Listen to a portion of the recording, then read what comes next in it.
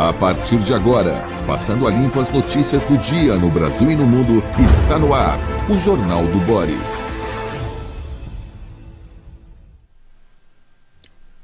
Bom dia, muito bom dia. Está no ar o Jornal do Boris. O Jornal do Boris é um sobrevoo pelos principais acontecimentos do Brasil e do mundo a partir das primeiras páginas dos jornais. Hoje temos uma cobertura ampla da imprensa mundial sobre o terremoto que se abateu ontem sobre a Colômbia. É um terremoto que geologicamente, pelo menos pelas explicações que foram publicadas, geólogos, especialistas, etc., não tem nada a ver com o recente terremoto na Venezuela. Tem outra causa, outra razão, é mais voltada para o Pacífico, enfim, é um fenômeno que não está amarrado ao anterior. De qualquer maneira, foi um fenômeno terrível, não há o que fazer, não há defesa, a não ser construções como no Japão, que tem um tipo de trabalho construtivo já determinado para possíveis terremotos. Aí, nesse caso, não, a Colômbia já foi vítima de um terremoto, mas estamos na América do Sul. Está aqui, ó, no Globo. Veja que foto dantesca, olha aí. Olha aí. E continuam as buscas. O presidente Lula se solidarizou com os colombianos, com o governo colombiano, pelo acontecido. Se vê, aconteceu exatamente quando o novo presidente da República tomou posse. Ele tomou posse sexta-feira. É um presidente da República visto como direitista e que, extremamente direitista, precisa ver se isso corresponde à ação dele, que nunca ocupou cargo público, é um empresário, nunca ocupou cargo público e recebe essa bofetada, né, da natureza exatamente quando assume o governo. 2, 3 dias depois de ter assumido, né, acontece isso. Deixa eu ver o texto aqui.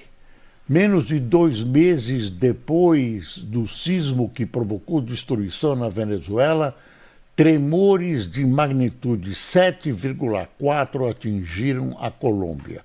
O epicentro foi na pequena San José de Palmar, mas o terremoto se fez sentir em cidades grandes como Medellín, Pereira, Manizales. Manizales é aí a foto, né? Essa foto de Manizales. No fim da noite de ontem eram 130 mortes confirmadas, número que deve aumentar. A tragédia se torna o primeiro desafio do novo presidente Abelardo de la Espriella, que tomou posse na sexta-feira. Olha que tem um amigo, e eu me apressei a telefonar para ele, preocupado, mora numa das cidades envolvidas nesse acidente, né, terrível.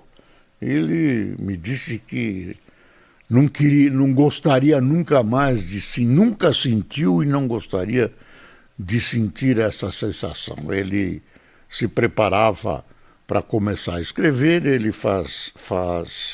trabalha à distância, não é jornalista, trabalha para uma empresa de computação. A mulher dele estava na academia, o que o preocupou também, porque não se sabia, ela não havia chegado. E ele esperava a mulher dele, sentou-se ao computador e aí o prédio começou a tremer, que a sensação foi terrível, correu para a rua, né? Logo depois encontrou a mulher, o prédio dele não sofreu danos, e ele, ontem à noite, estava sem água, sem luz, né? Grande parte da cidade estava sem água, sem luz, e a casa dele também, e sem celular. Também não havia celular, não havia eletricidade, o pessoal não podia carregar, havia pessoas que tinham geradores e que facilitavam que as pessoas carregassem os seus celulares. Pânico, né, uma sensação. E esse terremoto foi sentido também no Brasil, em Manaus, né, no norte brasileiro. Isso são reflexos, né, são reflexos do terremoto. Me lembro uma vez eu trabalhava numa emissora que não existe mais, a Rádio Santo Amaro, e havia um microfone, era na Rua do Riachuelo, no centro de São Paulo, onde ficava a Rádio Pan-Americana também, hoje Jovem Pan. Aí havia um fio preso numa roldana no teto, né, e que era um microfone solto, né, preso nesse fio. De repente eu estou falando e o microfone começa a trabalhar como um pêndulo. Isso faz 500 anos, mas o susto foi muito grande e o tremor, soube-se depois, foi mínimo.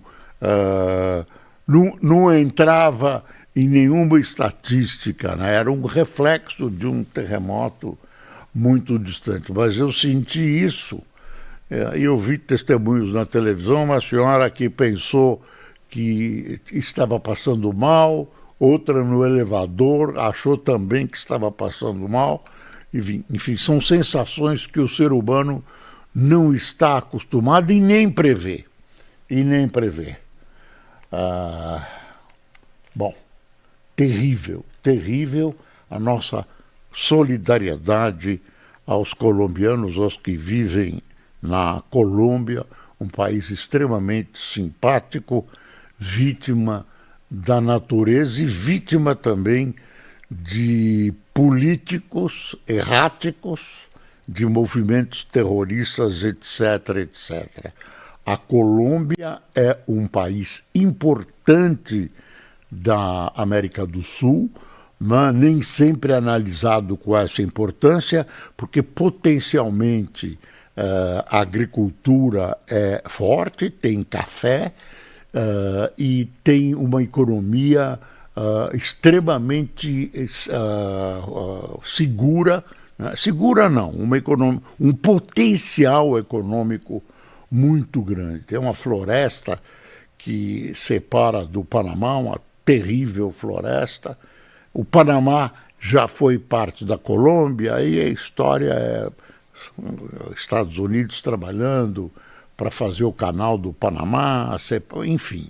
A Colômbia é um país importante sob o aspecto econômico, especialmente sob o ângulo potencial. Bom, vamos ver os jornais. O Estadão, claro, a manchete é a foto de alto de página é do terremoto, dá uma espiada na Folha, também é o terremoto de magnitude 7,4 castiga a Colômbia. Dá uma espiada nessa foto, ó. Tá aqui, ó. Que horror. Fachin defende lei para salários de juízes e cobra transparência do judiciário. Tem uma notícia internacional importante, que é na Síria, o ex-ditador Bashar al-Assad foi condenado à pena de morte. Crueldade, tortura, enfim, foi condenado à pena de morte. Ele não está na Síria, está fora do alcance da justiça, se é que se pode chamar justiça, o que acontece na Síria, toda dividida politicamente, com lutas fratricidas em várias regiões, etc. Fora o problema Irã, Israel, Líbano, né?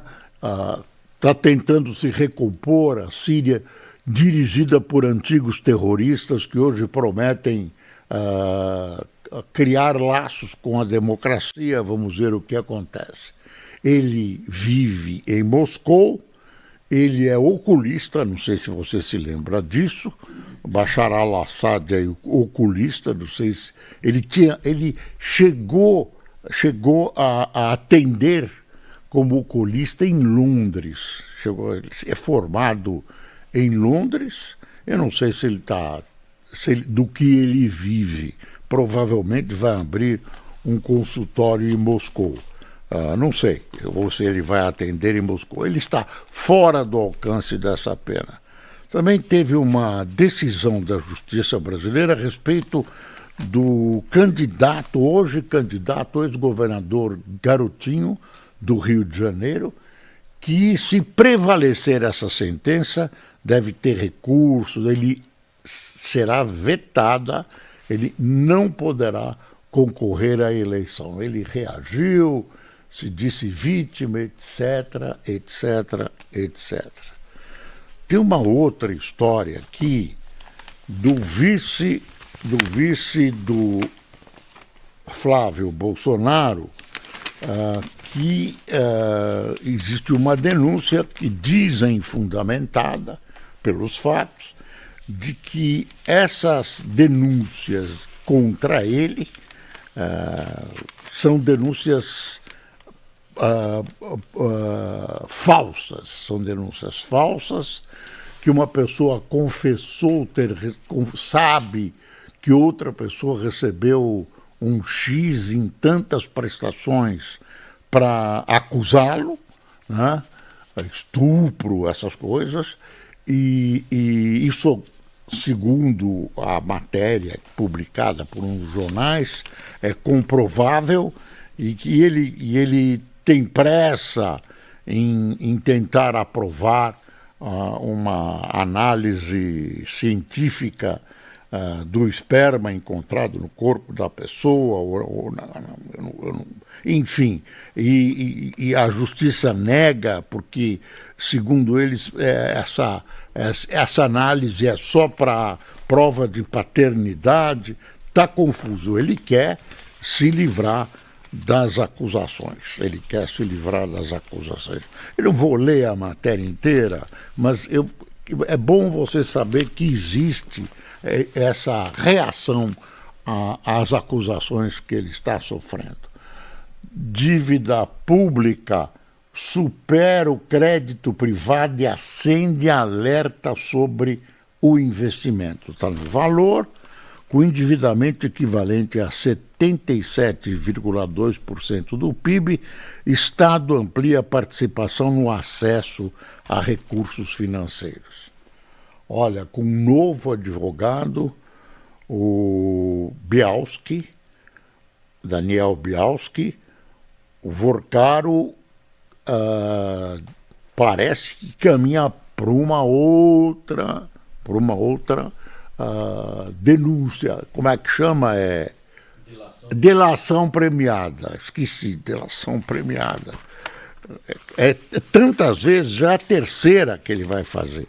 Eu acho estranho, porque você faz uma delação premiada, aí não serve, aí faz outra, aí não serve.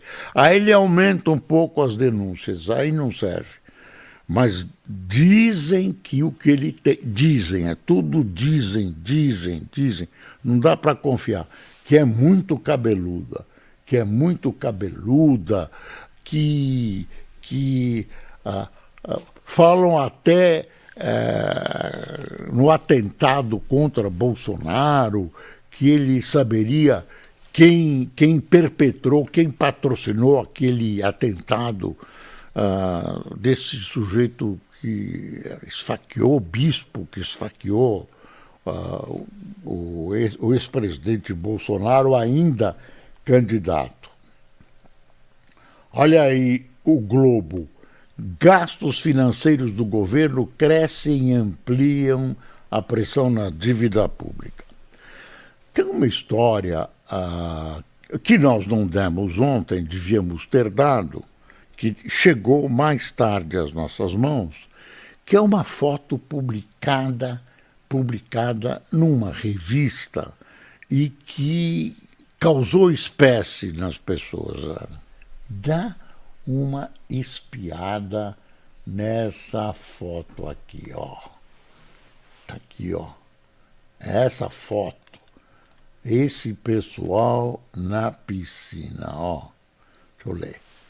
Na imagem, Willer Tomás ao centro, com o punho em riste. Atrás dele está Elmar Nascimento, ao lado de Juscelino Filho, sentado na beirada com alguma coisa alto aqui que eu não estou entendendo. O Everton Rocha, de pé ao fundo, Arthur Lira, centro, e Paulo Aze à direita. É um convescote. A Polícia Federal encontrou uma foto que mostra o advogado Willer Tomás, reunido com 6 congressistas em piscina do Rancho Tomás, propriedade dele em Planaltina, Distrito Federal. A imagem foi localizada no celular do senador Everton Rocha, do PDT do Maranhão, que está em investigação, e publicado pela revista Piauí. Está vendo a revista Piauí? Excelente revista. Olha aí, ó. Olha aí. Pessoal, e tem aí várias manifestações do que representa, né, essa da alegoria, se é que pode chamar de alegoria, que representa essa foto da piscina. Olha a Eliana Cantanhede na piscina com o hub da corrupção. Mau exemplo na política é gasolina na fogueira de golpistas e nazistas, numa fusão explosiva. Vou ler um trechinho. A Eliane Cantanhede está soltando fogo pela boca. É brincadeira, hein, Eliane? É brincadeira. Uma imagem vale mais do que 1000 palavras. Muitas vezes, sim, como a foto de 8 políticos alegres e sorridentes, alguns de copo nas mãos, refrescando-se na piscina do rancho de um advogado bastante conhecido e polêmico que está na mira da Polícia Federal por lavagem de dinheiro. Lava-se dinheiro daqui, lambuzam-se biografias dali, e lá nave se vá na política, enquanto grupos radicais se multiplicam com rapidez e audácia cada vez maiores, reunindo gente de tendências nazistas, machistas, misóginas e golpistas com ânsias de explodir a República. Ela está se referindo a esse grupo que foi desmantelado pela Polícia Federal, pelo menos a polícia diz isso, que pretendia, durante a campanha eleitoral, durante as eleições, provocar, fazer atos terroristas, perpetrar atos terroristas. Precisa pegar esse pessoal e punir mesmo. A foto na piscina publicada pela revista Piauí, continua a Eliana, e a existência desses grupos de essência terrorista, revelada pelo Fantástico da Rede Globo, se encontram num mesmo ponto. Ambos são inimigos da política e da democracia. Com os potenciais terroristas, a polícia encontrou plantas de prédios públicos em Brasília, inclusive do Palácio do Planalto, ao lado de receitas de fabricação de bombas e granadas com capacidade variável de destruição. Está aí. Tem mais gente comentando essa história da piscina. Quer saber? Eu estou rindo para não chorar. Isso é uma vergonha. Isso é uma vergonha. Isso é uma vergonha. Olha aí, olha aí. Quem com quem? Registro encontrado no celular de Everton Rocha durante investigação sobre fraudes do INSS reúne Arthur Lira e outros 5 políticos no rancho de Willer Tomás. Imagem foi divulgada pela revista Piauí. Que horror! Que horror! Que horror! Bom, tá aí, tá aí. Isso é uma vergonha, uma vergonha. O Brasil precisa ser passado a limpo. A gente não pode assistir cenas como essas. O pessoal ainda se deixa fotografar, né? Isso aqui é um atentado ao trabalhador, à maioria da população brasileira que é correta e honesta. Tá louco? A OMC diz que Estados Unidos se dispõe a conversar sobre tarifaço. Está no Estadão e em outros jornais também. A Organização Mundial do Comércio tornou pública a posição do governo dos Estados Unidos de aceitar a abertura de consultas a pedido consultas pedida pelo Brasil sobre o tarifaço de até 37,5%. Uma solução prática, porém, é considerada improvável. E a China levantou a mão: eu quero participar dessas reuniões, dessas negociações. Interessante, né? A China vai comendo pelas bordas, vai avançando, vai conquistar. Em política e também você pode estender isso à área econômica, não há vazios. Se você deixa vazios, eles são logo preenchidos por outros. Até o Brasil está aproveitando alguns vaziozinhos na economia e está expandindo exportações para outros países. Havia espaço. Desculpe, o pessoal elogia muito a nossa política exterior, o Itamaraty, mas o resultado no governo Lula é catastrófico. O Brasil está se isolando cada vez mais. Está mal com os Estados Unidos, está mal com o Paraguai, com a Argentina, tem nariz alto para os governos mais à direita. Agora está olhando para os governos mais à direita porque se sente ameaçado. Que história é essa? O Brasil sempre tem que acabar com essa coisa com a Argentina. Por que acontecem esses eventos, inclusive com os Estados Unidos? Porque interessa ao Lula eleitoralmente. Ele posa de super-herói, né? Uma espécie de sei lá, Dom Quixote de Copacabana, né? Dom Quixote de São Bernardo do Campo. Aí ele vai começar a campanha dele por São Bernardo. Eu não sei por onde ele vai começar, acho que é São Bernardo mesmo, que é o berço do PT. Olha o Estadão, pá, em cima do Lula. O rançoso programa de Lula. Plano de governo petista recicla promessas não cumpridas, não oferece visão de futuro e não explica como Lula pretende governar com um Congresso cada vez mais hostil.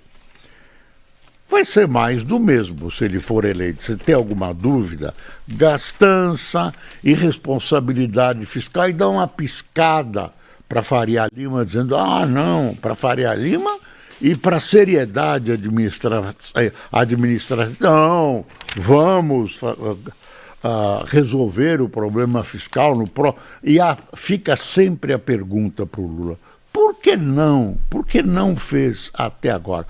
Vamos criar o Ministério da Segurança Pública. Por que não criou até agora? Então, não sobra muita coisa dentro da pequenez ideológica do presidente Lula, né, para tomar medidas corajosas que façam avançar a economia, criem mais empregos, estabeleçam relações positivas com os países. Ontem, o William Vac, num debate na CNN, lembrava o seguinte: o Brasil, as pessoas que estavam lá, o Brasil tem uma política assim: eu quero exportar, mas importar não. Importar é pecado. Não, queremos exportar. Deixa eu ver como é que está o nosso SBT. Tem a BBC de Londres, dá uma espiada. Renan Santos, é a página do Brasil, né? Renan Santos: por que parte da Faria Lima embarcou no discurso radical do candidato estreante em eleições? A questão da Colômbia, eles têm um somatório, com média de todas as pesquisas, que eu vou começar a mostrar para você, uma média de pesquisas do que acontece no Brasil. Parabenizo o Brasil por não ceder ao Trump, diz Nobel de Economia sobre tarifas. Por que o sistema elétrico brasileiro enfrenta risco por excesso de geração de energia? O mero existiu mistério por trás do autor da Odisseia. Olha aí, fósseis brasileiros guardados em museu britânico que voltarão ao país para recompor acervo do Museu Nacional destruído por incêndio. Os médicos falsos eleitos por inteligência artificial que viralizam entre idosos no Brasil. Vídeos compartilhados no YouTube exploram o medo para atrair audiência. São atores, são invenções de inteligência artificial, tão tranquilo anunciando remédios milagrosos, remédio que cura calo e ao mesmo tempo cura câncer, e as pessoas acreditam. Está escrito, na palavra escrita tem força. E aí, olha, é tudo... Eu não estou vendo nenhuma providência, é um caso de polícia. Não, internet, caso de polícia, minha gente, caso de polícia. E precisa a BBC mostrar, né? A BBC que acaba mostrando. Aqui, o Ibope, deixa eu ver aqui, o SBT. Cartões amarelos, chefe da FAB relata a pressão de Bolsonaro. Presidente da Câmara anuncia apoio à reeleição de Lula. Olha o Bashar al-Assad. Nunes Marques reúne ministros do TSE sobre inteligência artificial de Bolsonaro. Como é que vão resolver essa questão? Né? Uma questão nova do Bolsonaro, a campanha se utilizando de inteligência artificial. Lembra que era uma figura, o Bolsonaro, criado por inteligência artificial, e um texto que também não era atribuído a ele para contornar a lei. É uma novidade, eles precisam reagir a isso, né? Senão vai virar costume. Agora, precisa estar dentro da lei, né? Não vão inventar algo que não está na lei. Precisa estar na lei, na Constituição. Estamos cansados dessa criação de leis fora da lei, de constituições fora da Constituição. Terminou, né? Meu Deus do céu, foi muito rápido. Quem tomou café conosco? Vladimir Souza, Irene Ribeiro, Gil Bonet, Alves, Walter Luiz, Eduardo Lopes, Assuero Dias, Geraldo Ferreira, Regina Machado, Mário César, Toninha Riaio, eu não sei, é isso, Riaio,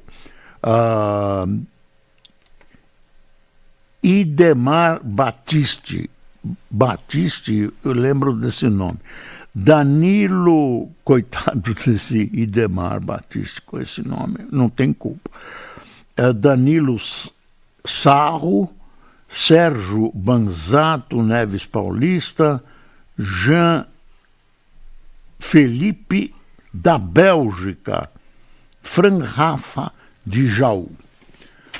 Pessoal, falando em Bélgica, a Índia teve lá uma questão de vestibular e está explodindo a Índia.